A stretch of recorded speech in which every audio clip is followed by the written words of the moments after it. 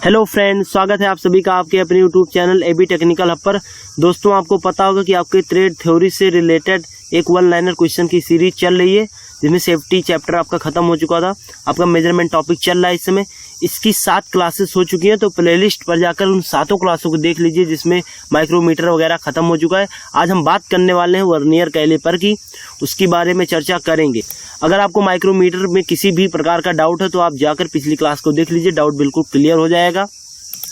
और एक बात, जो भी मैं क्लास में पढ़ाता हूँ, जितना भी फिगर दिखाता हूँ या जितना भी स्टडी मटेरियल यूज करता हूँ, उन सब का पीडीएफ आपको प्राप्त करने के लिए हमारे Telegram group AB technical hub को ज्वाइन करना पड़ेगा।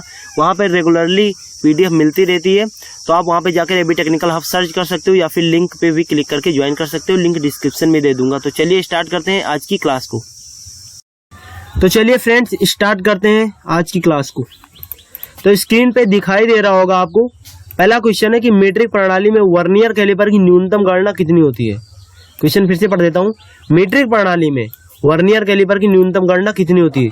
इसका राइट आंसर है 0.02 mm। लेकिन अभी हमें कुछ नहीं पता है 0.2 mm कैसे आता है, कुछ भी नहीं पता है। सिर्फ और सिर्फ एक अनसुना नाम है जो कि वर्नियर कैलिपर का। अभी हम इसके बारे में सब कुछ क्लियर कर देंगे, फिर आपको ये क्वेश्चन क्लियर करेंगे, ठीक है। तो चलिए लगाते हैं आज की वर्नियर कैलिपर की पहली फिगर और दिखाते हैं आपको सब कुछ। फिगर तो आपके सामने आ चुकी है, लेकिन सबसे पहला क्वेश्चन है कि ये वर्नियर माइक्रोमीटर होता क्या है। तो यह एक प्रिसीजन इंस्ट्रूमेंट है। क्या है? एक सूक्ष्म मापी यंत्र है। सूक्ष्म मापी यंत्र में कौन सा है? रेखीय सूक्ष्म मापी यंत्र है। कौन सा? रेखीय सूक्ष्म मापी यंत्र, यानी इसके द्वारा जो भी माप लोगे वह एक रेखा में माप लेगा, एक सीधी रेखा में माप लेगा। तो ये चीज क्लियर होना चाहिए, क्वेश्चन में आ सकता है।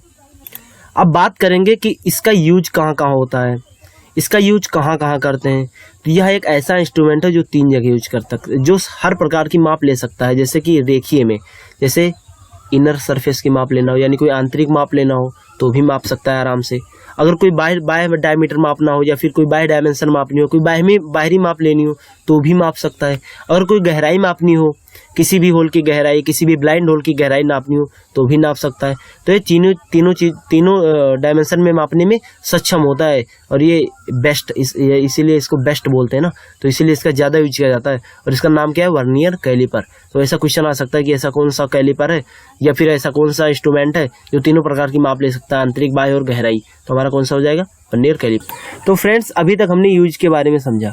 अब हमें समझना है कि ये जांचता क्या क्या है, जो कि क्वेश्चन आता है। तो ये जांचता है, सकेंद्रता जांचता है और समांतरता जांचता है। तो ये चीज ध्यान रखिएगा, ओके। तो ये क्लियर होना चाहिए। अब बात आती है कि वर्नियर कैलिपर का आविष्कार किसने किया था। तो इसका आविष्कार पेरी वर्नियर जी ने किया था। पेरी वर्नियर जी थे, उन्होंने आविष्कार किया और उन्हीं के नाम पे इसका नाम रख दिया गया वर्नियर कैलिपर। किस सन में किया था? 1630 ईस्वी में, ठीक है। 1630 ईस्वी में किया था। तो ये चीज ध्यान रखिएगा, ओके।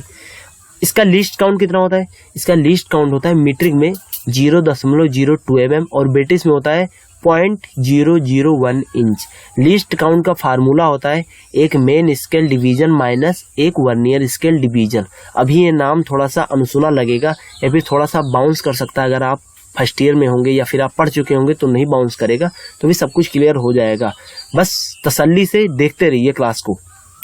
ये बना किसका होता है? बात आती है बना किसका होता है। तो निकल क्रोमियम स्टील का भी बनाया जाता है, इनमार स्टील का भी बनाया जाता है और वैनेडियम स्टील का भी बनाया जाता है। तो ये तीनों मटेरियल से बनाया जाता है। ऑप्शन के हिसाब से लगा दीजिएगा।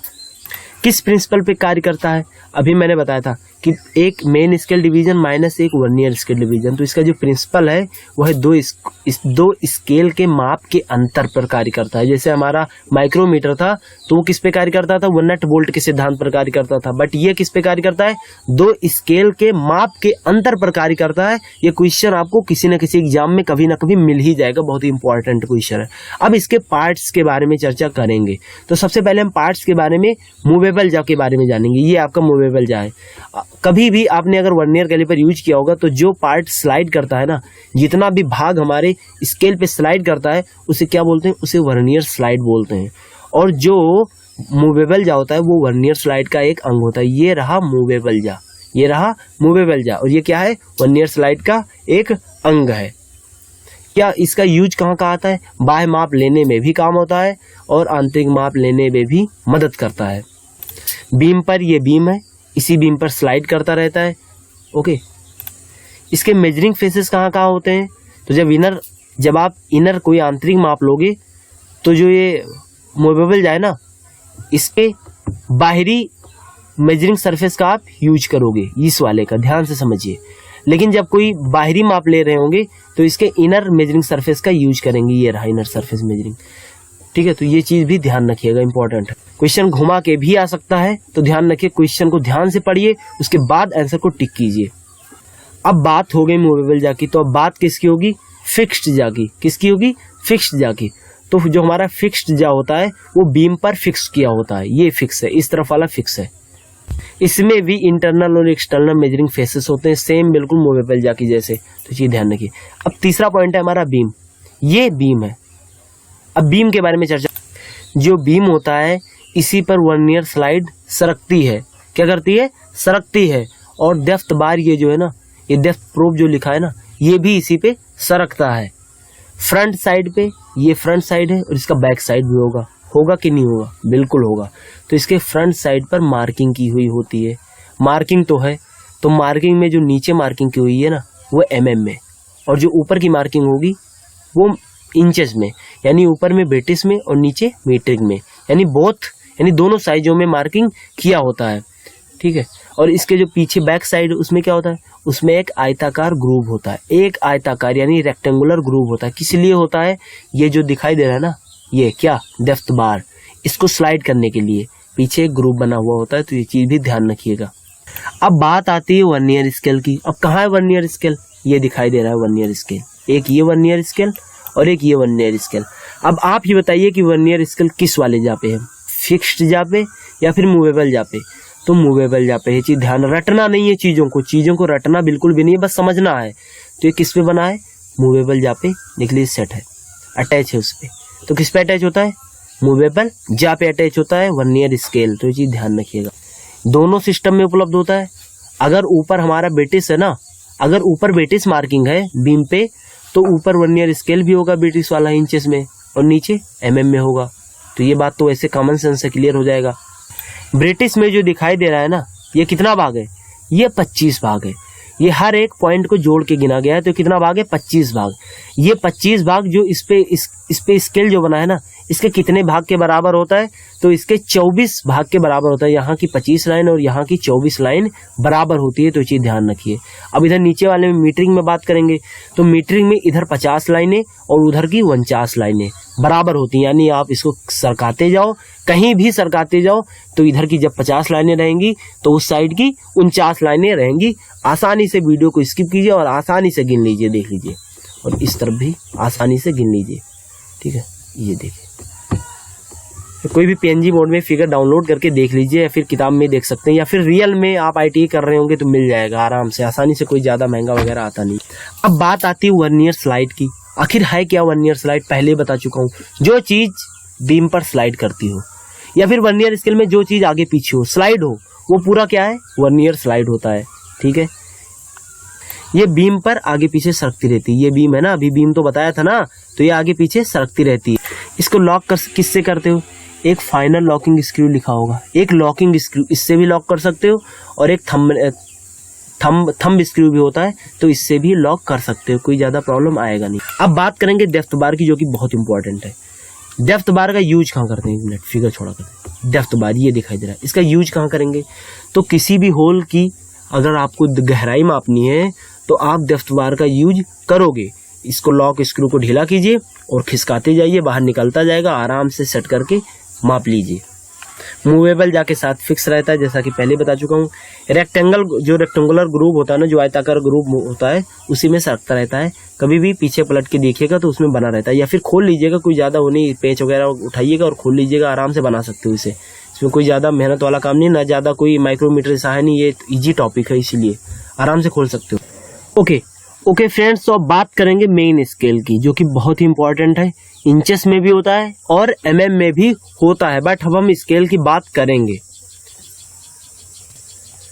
तो आपके सामने फिगर आ चुकी है। फिलहाल मैंने अपनी कॉपी पे लिख लिया था और उसके स्कैन करके आपको दिखा रहा हूं। ओके, तो मेन स्केल है, तो बनी कहाँ होती है? बीम के फ्रंट साइड पर बनी होती है। बहुत सिस्टम में होती है। बहुत सिस्टम का मतलब ये है कि मीटरिंग में भी होती है और बेटिस में भी होती है। जैसा कि अगर माइक्रोमीटर में आपने देखा होगा तो मैंने 1 सेंटीमीटर इधर लिया था मीट्रिक में और बेटिस में भी 1 इंचेस लिया था। सेम इसमें भी लेंगे। तो पहले मीट्रिक को समझ लेते हैं फिर बेटिस को। 1 सेंटीमीटर को 10 बराबर भागों में बांट दिया जाता है। आप जानते हो कि 1 सेंटीमीटर में 10 mm होते हैं, तो 1 भाग बराबर क्या 1/10 सेंटीमीटर हो जाएगा? हाँ हो जाएगा, चूंकि 10 बराबर भागों में बांटा। अब हम सेंटीमीटर को हटा के यहाँ पे mm अगर करेंगे तो 1 सेंटीमीटर बराबर 10 mm, तो 10/10 हो जाएगा। तो यानी 1 भाग का मान 1 mm निकल के आ जाएगा। इसे क्या बोलते हैं? Main division. किसी वर्नियर कैलिपर में इतना ही भाग बना रहता है। कोई वर्नियर कैलिपर आपको ऐसा भी मिल जाएगा जिसके 1 भाग यानी 1 mm को भी 2 भागों में डिवाइड कर दिया जाएगा, यानी 1/2 mm तक ले जाया जाता है, लेकिन ज्यादातर इसी में आता है। तो सीधा सा बात है कि 1 भाग बराबर 1/10 सेंटीमीटर। तो ये चीज ध्यान रखिए, ये भी आगे इंपॉर्टेंट है लिस्ट काउंट में, बस समझते रहिए, रटना नहीं है किसी टॉपिक को। अब बात आती है ब्रिटिश में। ब्रिटिश में 1 इंच को 10 बराबर भागों में भाग देना है, ठीक है, मतलब बांट देना है। तो जब बांटोगे तो 1 भाग का मान कितना आ जाएगा? 10 से जब 1 को भाग करोगे तो कितना आ जाएगा? 0.1 इंच, यानी 0.1 इंच, ठीक है। 0 नहीं लगाना है इंच के पहले, ब्रिटिश में 0 नहीं लगाना है, इसके पीछे लॉजिक है, मैथमेटिक्स लॉजिक है, तो ये चीज ध्यान रखिए। ओके, अब क्या किया, ये जो 0.1 इंच था ना, ये क्या था? एक मेन डिवीजन था। क्या था? एक मेन डिवीजन था। अब एक मेन डिवीजन को 4 भागों में डिवाइड कर दिया गया। कितने भागों में? 4 भागों में। तो अब बताइए कि क्या 1 भाग बराबर मैं 0.1/4 कर सकता हूँ क्या? बिल्कुल कर सकता हूँ, क्योंकि मेन डिवीजन को फिर 4 भागों में डिवाइड कर दिया गया। तो 1 भाग बराबर निकल के क्या आ जाता है?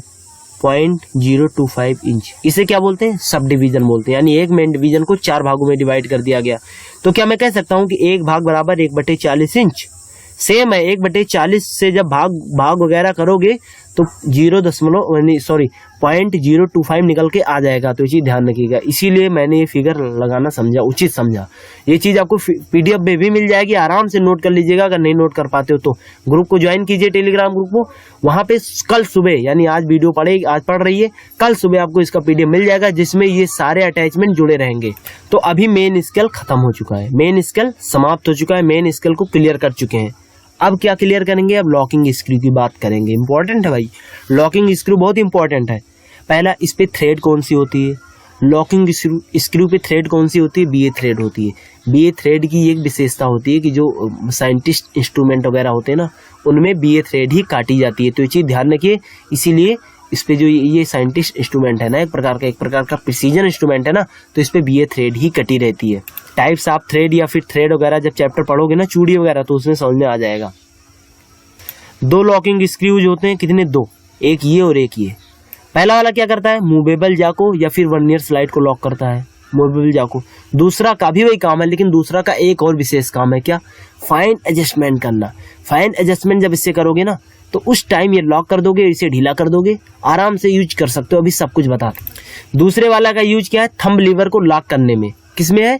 थंब लीवर को लॉक करने में। ये है थंब लीवर। ओके, इसे फाइन एडजस्टमेंट स्क्रू भी बोलते हैं। किसे? इसका यूज तो पता हो गया ना।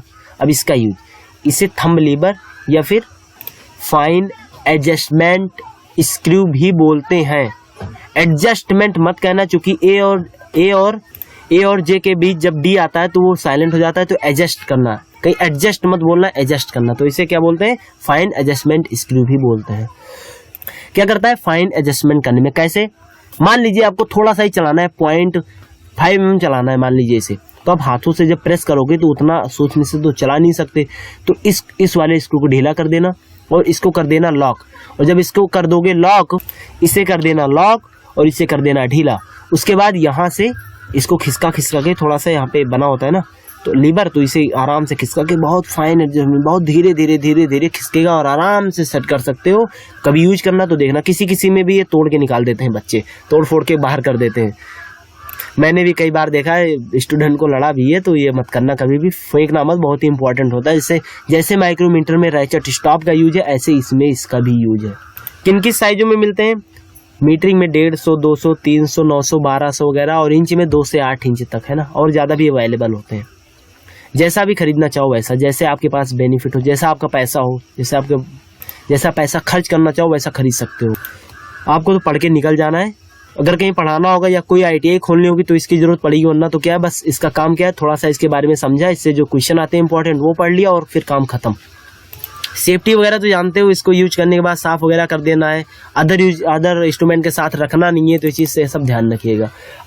अब हम बात करेंगे किस पे, जो कि सबसे ज्यादा इंपॉर्टेंट है, लिस्ट काउंट के बारे में बात करेंगे।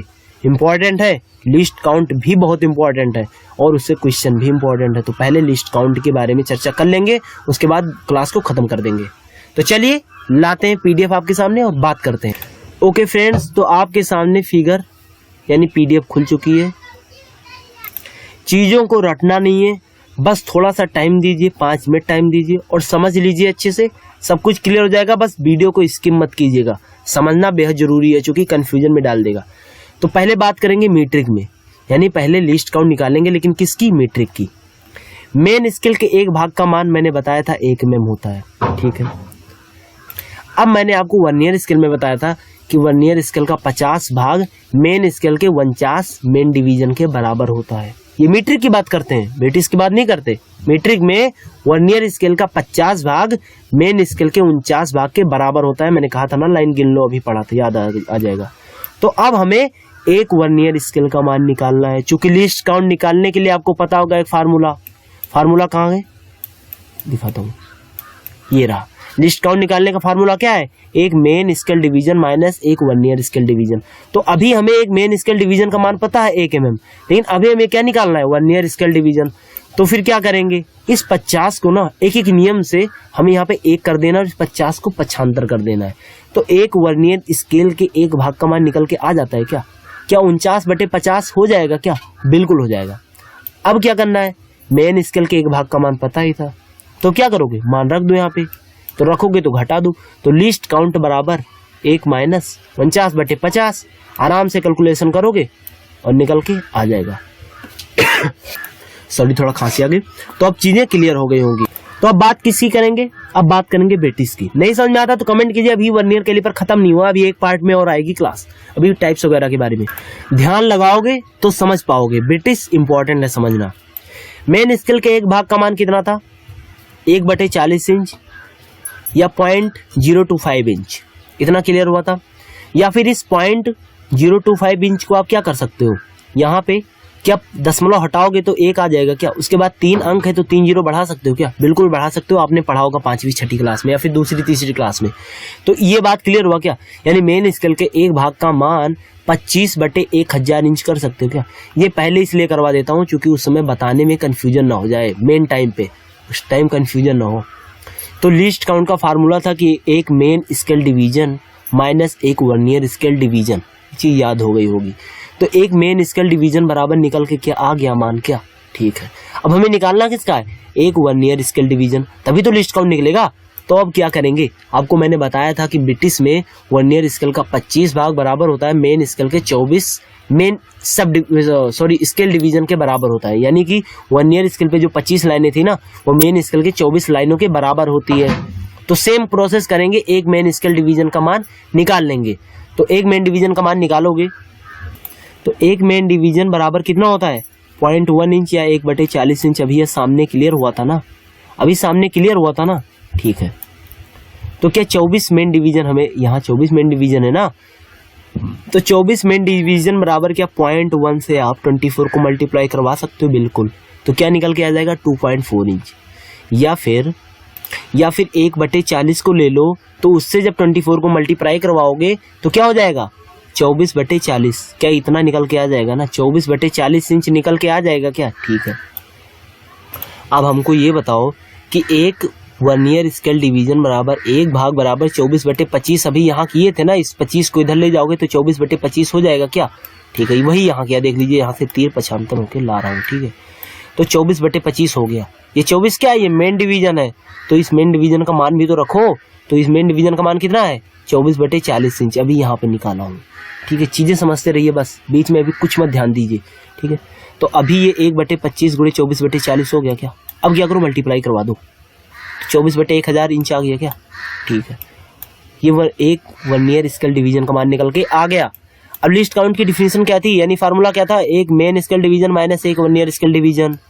तो बस मेन स्केल डिवीजन का मान रख दो, वर्नियर स्केल का डिवीजन का मान रख दो और माइनस वगैरह कर दो, कैलकुलेशन कर दो और निकल के आ जाता है। अभी हमारे पास कुछ मटेरियल नहीं है जिससे हमें एक वीडियो पहले बना के आपको दिखाना पड़ता है। तो चीज़ें क्या क्लियर हुई? 0.001 इंच आ गया ना। अब बढ़ेंगे अपने क्वेश्चन पे। चीज़ें समझ में आती है तो कमेंट जरूर कीजिएगा कि सर जी समझ में आ गया, नहीं समझ में आती है तो फिर भी कमेंट कीजिए सर जी समझ में नहीं आया। अगली बार फिर से कोशिश करेंगे और 1000 कोशिश करेंगे समझाने की, टेंशन मत लीजिए। तो चलिए अब चलते हैं अपने क्वेश्चन पे। तो क्वेश्चन है कि ब्रिटिश प्रणाली में वर्नियर कैलिपर की न्यूनतम गणना कितनी होती है? तो 0.001 इंच होती है, अभी बताया था मैंने। वर्नियर की डेप्थ बार अटैचमेंट जुड़ी रहती है, तो मूवेबल जाके भी साथ जुड़ी रहती है, वर्नियर स्केल के साथ भी जुड़ी रहती है, इन दोनों, या फिर वर्नियर स्लाइड भी आ सकता है। तो जैसा ऑप्शन में रहेगा उस हिसाब से लगा देना। उपरोक्त सभी रहेगा तो उपरोक्त सभी लगा देना। वर्नियर कैलिपर का सिद्धांत क्या है, किस प्रिंसिपल पर कार्य करता है? तो 2 स्केल के अंतर पर, अभी समझाया ना 2 स्केल पे अंतर पर कैसे कार्य करता है, ठीक है, इसी ध्यान रखिए। वर्नियर कैलिपर का आविष्कार किसने किया था? पैरी वर्नियर ने किया था। किसने किया था? पैरी वर्नियर ने। किस सन में? 1630 ईस्वी में किया था, ठीक है, तो ये भी ध्यान रखिए। वर्नियर कैलिपर के पीछे डेप्थ बार क्यों लगाई जाती है? जो वर्नियर कैलिपर होता है उसके पीछे डेप्थ बार क्यों लगाई जाती है? अरे गहराई नापने के लिए लगाई जाती है। कोई भी ब्लाइंड होल की गहराई नापनी है तो क्या करोगे? डेप्थ बार का यूज करके आराम से नाप सकते हो, तो ये चीज ध्यान रखिए। वर्नियर कैलिपर के लॉकिंग स्क्रू का प्रयोग वर्नियर स्लाइड को लॉक करने के लिए, ठीक है। यहाँ पे मूवेबल जा को लॉक करने के भी लिख सकते हो, ठीक है। अपने हिसाब से ऑप्शन चूज करते रहना। अगला क्वेश्चन है कि वर्नियर कैलिपर के लॉकिंग स्क्रू पर कौन सी थ्रेड कटी हुई? इंपॉर्टेंट क्वेश्चन है, पूछा भी जा चुका है। तो कौन सी थ्रेड कटी होती है? BA थ्रेड कटी होती है, इसके अलावा कोई थ्रेड नहीं कटी होती है, आंख मूंद के लगाइएगा। वर्नियर स्केल के लॉकिंग स्क्रू पर कौन सी लेथ ऑपरेशन की हुई होती है? ऐसा भी कुछ पूछ सकता है। तो नर्लिंग। लेथ ऑपरेशन पूछेगा तो कंफ्यूज मत होना, नर्लिंग की हुई होती है, तो चीज ध्यान रखिए। अब क्वेश्चन 10वां इंपॉर्टेंट है। जिस वर्नियर कैलिपर के मेन स्केल के 19 mm दूरी को वर्नियर स्केल पर 20 बराबर भागों में बांटा गया हो तो वर्नियर स्केल के एक भाग का मान क्या होगा? चीजें नहीं समझ में आ रही, समझा। मान लीजिए ये कैलिपर है, तो यहाँ पे 20, यहाँ की 20 लाइनें जो स्केल बना है ना मेन स्केल, उसकी 19 लाइनों से बराबर है। तो भाई एक वर्नियर स्केल का मान क्या होगा? यानी 0 से 1, यहाँ जो पहली लाइन है ना, इनके बीच का मान क्या होगा? तो ये चीज निकालना है, इसके लिए PDF की आवश्यकता पड़ेगी। तो PDF को देख लेते हैं। क्वेश्चन इंपॉर्टेंट था, इसलिए ऐसे क्वेश्चन आते हैं, कई बार आ चुके हैं। तो जिस वर्नियर कैलिपर के मेन स्केल के 19 mm दूरी को वर्नियर स्केल पर 20 mm दूरी बराबर भागों में बांट दिया गया। मैंने बताया ना अभी एक बार फिर से दिखा देता हूँ।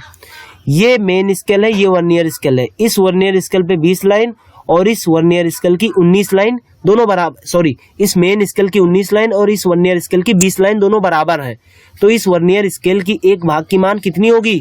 तो ये चीज यहाँ से क्लियर कर सकते हो क्या वर्नियर स्केल का 20 भाग बराबर 19 मेन स्केल हो जाएगा क्या? बिल्कुल हो जाएगा। अब क्या करना है? एक भाग का मान निकालना था ना, तो 20 इधर 75 कर दो तो 19/20 आ जाएगा क्या? तो 0.95 mm आ जाएगा क्या? तो ये क्वेश्चन देख के भागना मत कभी कि क्वेश्चन देखा और फुर से भाग लिए वहां से। नहीं, क्वेश्चन बड़ा है लेकिन सॉल्यूशन बहुत छोटा सा है। देख लीजिए 2 लाइन में सॉल्यूशन हो गया है। तो बस चीजों को ध्यान से पढ़िए और जुड़े रहिए हमारे साथ, और बस चीजें इतनी समझ में आ जाएगी ना कि कोई आपको पिछाड़ नहीं सकता थ्योरी में, ठीक है। तो ये चीज ध्यान रखिए।